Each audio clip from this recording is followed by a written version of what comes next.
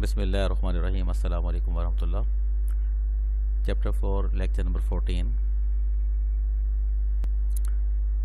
Text book سے ہم لوگوں نے حصہ تعارف حدیث شروع کیا تھا۔ لیکچر نمبر 12 اور 13 میں ہم نے تعارف حدیث کا جو پہلا کویسچن ہے اس کے آبجیکٹیوز اور شارٹ کویسچن ڈسکس کیے تھے۔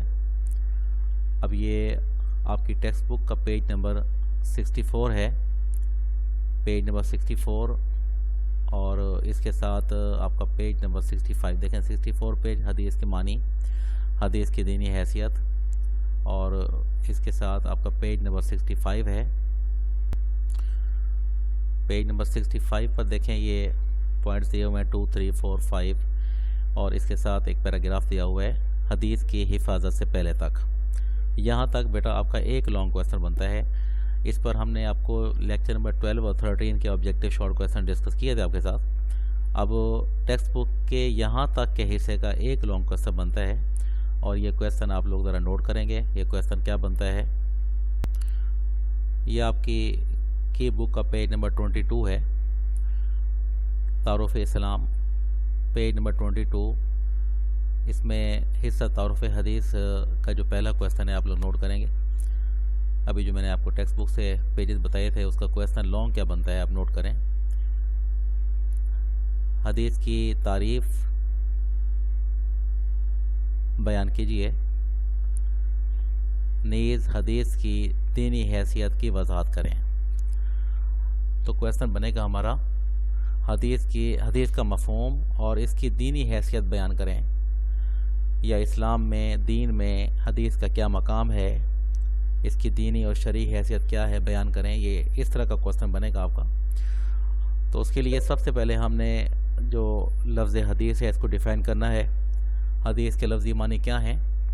حدیث چونکہ عربی زبان کا لفظ ہے اور اس کے معنی گفتگو کے بھی ہوتے ہیں، نئی چیز کے، بات چیت کے بھی ہوتے ہیں۔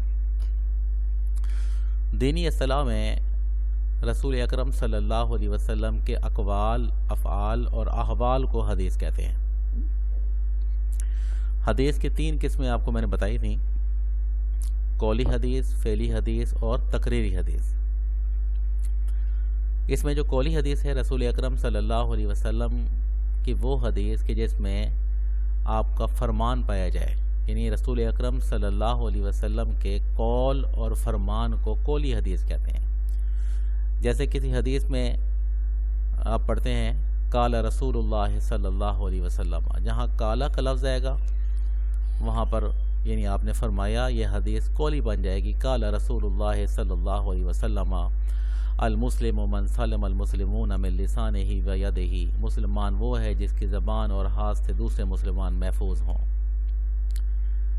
اسی طرح فعلی حدیث، فعل سے ہے، فعل کہتے ہیں کسی کام کو، عمل کو۔ رسول اکرم صلی اللہ علیہ وسلم کی وہ حدیث جس میں آپ صلی اللہ علیہ وسلم کی سیرت یا کردار اور آپ کے افعال کا ذکر پایا جائے، اس کو فعلی حدیث کہتے ہیں۔ ایسی حدیث جس میں نبی اکرم صلی اللہ علیہ وسلم کے جو سیرت کے مختلف پہلو ہیں، آپ کے مختلف امور ہیں، اس کا تذکرہ پایا جائے۔ آپ صلی اللہ علیہ وسلم کیسے گفتگو فرماتے تھے، آپ کیسے کھانا کھاتے تھے، آپ کیسے نماز پڑھتے تھے، آپ صلی اللہ علیہ وسلم کس طرح چلتے تھے، کس طرح استراحت فرماتے تھے، آرام فرماتے تھے، وغیرہ وغیرہ۔ جس حدیث میں نبی اکرم کا فرمان نہ پایا جائے بلکہ آپ کے عمل کا تذکرہ پایا جائے، جیسے کسی صحابی نے ذکر کیا کہ جیسے حضرت عمر کے بارے میں لکھ سکتے ہیں آپ کہ یہ حضرت عبداللہ بن عمر کے بارے میں کہ قال عبداللہ ابن عمر رضی اللہ تعالیٰ عنہ رأیت النبی صلی اللہ علیہ وسلم، میں نے نبی کریم صلی اللہ علیہ وسلم کو دیکھا، فعال کرتے ہوئے۔ رأیت النبی صلی اللہ علیہ وسلم فعال، میں نے نبی کریم صلی اللہ علیہ وسلم کو ایسے کرتے ہوئے دیکھا۔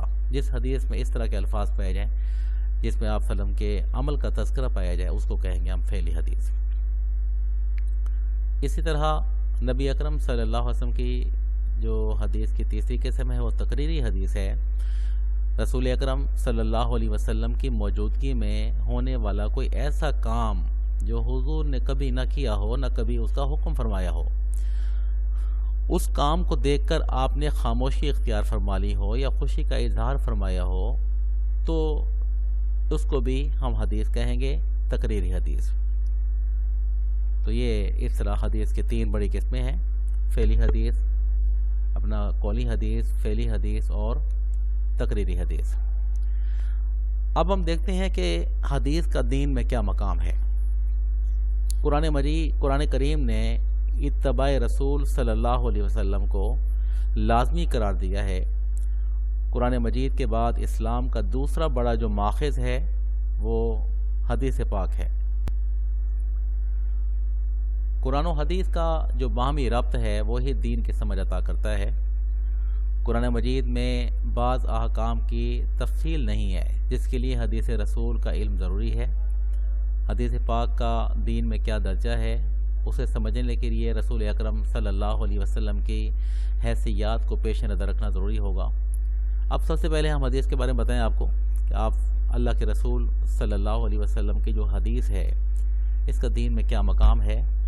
قرآن مجید اللہ تعالیٰ کی وہ کتاب ہے جس میں اللہ تعالیٰ کے تمام انسان کی دنیاوی زندگی کے تمام امور کے بارے میں قرآن مجید میں ہر طرح کی رہنمائی موجود ہے، لیکن اس کی وضاحت کے لیے اللہ کے رسول کی حدیث کا علم ہونا ضروری ہے۔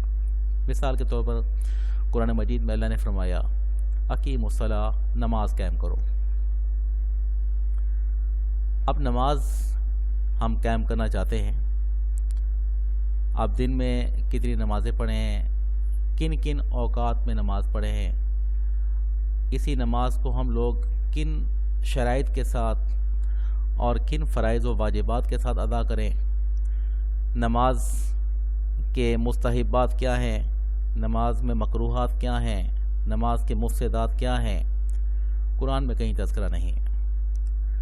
قرآن مجید میں اللہ نے اشارہ فرمایا اقیموا الصلاۃ، نماز قائم کرو۔ اب ہم اللہ کے اس حکم کی تعمیل کرنا چاہتے ہیں تو اس کے لیے ہمیں اس کی وضاحت اللہ کے رسول صلی اللہ علیہ وسلم کی حدیث سے ملے گی۔ نبی اکرم نے اسی نماز کے بارے میں کیا فرمایا، آپ نے نماز کو کیسے پڑھ کے دکھایا، تو اللہ کے رسول صلی اللہ علیہ وسلم کی حدیث کے بغیر اللہ تعالیٰ کے احکام پر عمل کرنا بھی ناممکن ہے۔ تو حدیث کی حیثیت کا اندازہ اس بات سے بھی ہوتا ہے کہ اللہ کے رسول صلی اللہ علیہ وسلم کی جو حدیث ہے وہ نام ہے اللہ کے رسول کے فرامین کا۔ اللہ کے رسول صلی اللہ علیہ وسلم کے افعال و کردار کا نام جو ہے وہ حدیث بیان کیا گیا ہے۔ دین میں کیا حیثیت ہے، قرآن مجید میں اللہ فرماتا ہے لَقَدْ كَانَ لَكُمْ فِي رَسُولِ اللَّهِ أُسْوَةٌ حَسَنَةٌ، تحقیق تمہارے لیے اللہ کے رسول کا وجود بہترین نمونہ ہے۔ کہیں فرمایا مَن يُطِعِ الرَّسُولَ فَقَدْ أَطَاعَ اللَّهَ، جس نے رسول کی اطاعت کی بے شک اس نے اللہ کی اطاعت کی۔ یا ایھا الذین آمنوا اطیعوا اللہ واطیعوا الرسول، اے ایمان والو اطاعت کرو اللہ کی اور اطاعت کرو رسول کی۔ اللہ کے رسول صلی اللہ علیہ وسلم قانون الہی کے بھی اشارے ہیں، اللہ تعالیٰ کے جو قانون ہے اس کی تشریح کرنے والے ہیں۔ اللہ فرماتا ہے وَأَنزَلْنَا إِلَيْكَ الذِّكْرَ لِتُبَيِّنَ لِلنَّاسِ مَا نُزِّلَ إِلَيْهِمْ، ہم نے یہ قرآن آپ پر نازل کیا تاکہ آپ لوگوں پر کھول کر بیان کریں جو ان کی طرف نازل کیا گیا۔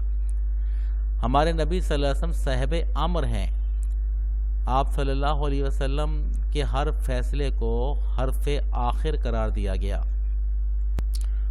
قرآن مجید میں اللہ کا ارشاد ہے وَمَا آتَاكُمُ الرَّسُولُ فَخُذُوهُ وَمَا نَهَاكُمْ عَنْهُ فَانْتَهُوا، اور جو رسول تمہیں عطا فرمائیں اسے لے لو اور جس سے منع کریں اسے رک جاؤ۔ آپ صلی اللہ علیہ وسلم کے دم سے ہی ہدایت ہے، کامیابی ہدایت نبی کی اطاعت سے وابستہ ہے۔ اللہ فرماتا ہے وَإِن تُطِيعُوهُ تَهْتَدُوا، اور اگر تم اطاعت کرو گے تو تم ہدایت پاؤ گے۔ کس کی اطاعت؟ اس کی اطاعت۔ اگر تم اس یعنی رسول کی اطاعت کرو گے تو کیا کہو گے؟ ہدایت پاؤ گے۔ اس طرح قرآن مجید میں کئی مقامات پر حدیث کی حیثیت، کیونکہ حدیث نام اللہ کے رسول کے فرامین اور احوال کا نام ہے، اس لیے اللہ کے رسول صلی اللہ علیہ وسلم کی کیا حیثیت ہیں اس کو قرآن نے بڑے مدلل انداز میں بیان فرمایا ہے۔ اب قرآن کے دلائل کے بعد ہم دیکھیں گے حدیث کی روح سے حدیث کی کیا اہمیت بیان ہوئی ہے، اللہ کے رسول نے کیا فرمایا اس بارے میں۔ رسول اکرم صلی اللہ علیہ وسلم نے ارشاد فرمایا، جس نے میری اطاعت کی اس نے اللہ کی اطاعت کی، اور جس نے میری نافرمانی کی اس نے اللہ کی نافرمانی کی۔ اس طرح ایک اور مقام پر ارشاد ہے، انی اوتیت الکتاب ومثلہ، مجھے کتاب اور اس کی مثل یعنی وہی غیر مثل دی گئی ہے۔ وہی مثل وہ ہوتی ہے جس کی تلاوت کی جائے، قرآن مجید ہے، اور وہی غیر مثل وہ ہوتی ہے جس کی تلاوت نہ ہو، اللہ کے رسول کی حدیث کو وہی غیر مثل کہتے ہیں۔ کیا کہتے ہیں؟ وہی غیر مثل۔ اس کی تلاوت نہیں ہوتی لیکن اصل میں یہ بھی اللہ کے احکام ہوتے ہیں۔ اللہ تعالیٰ کے احکام کو نبی اکرم اللہ کے حکم کے مطابق اپنے الفاظ میں تشریح اور توضیح کے ساتھ جو وضاحت کے ساتھ بیان کرتے ہیں اس کو ہم حدیث کہتے ہیں۔ وہی غیر مثلوں سے مراد وہی خفی ہے، یعنی آیات قرآن کی تشریحات اور توضیحات جو رسول کریم صلی اللہ علیہ وسلم کی زبان مبارک سے بیان ہوں۔ اس طرح اللہ کے رسول نے ارشاد فرمایا، اللہ تعالیٰ اس شخص کو خوش و خرم رکھے جس نے میری حدیث سنی اور دوسرے تک پہنچائی۔ اسی طرح ایک اور مقام پر نبی اکرم صلی اللہ علیہ وسلم کا ارشاد ہے، من احب سنتی فقد احبنی ومن احبنی کان معی فی الجنہ، جس نے میری سنت سے محبت کی اس نے مجھ سے محبت کی، اور جس نے مجھ سے محبت کی وہ جنت میں میرے ساتھ ہوگا۔ ان تمام آیات اور احادیث سے معلوم ہوا کہ رسول اکرم صلی اللہ علیہ وسلم نے جو ہدایات دیں، جن چیزوں کو حلال اور یا ناجائز قرار دیا یا حرام قرار دیا، بندوں کے درمیان جو بھی فیصلے فرمائے، ان سب کی حیثیت دینی و تشریعی ہے۔ اور صرف یہی نہیں بلکہ آپ کی پیروی اور اتباع کا حکم دیا گیا ہے، کیونکہ آپ کی اطاعت ہر امتی پر فرض ہے۔ قرآن مجید میں دین کے جملہ احکام موجود ہیں، مگر ان سب کا حدیث کے بغیر سمجھنا ناممکن ہے۔ تو بیٹا یہ آپ کا پورا کویسچن جو پہلا کویسچن حدیث کے حوالے سے کمپلیٹ ہوا۔ آپ اسی کے مطابق اپنا پہلا لانگ کویسچن تیار کریں گے۔ اللہ حافظ۔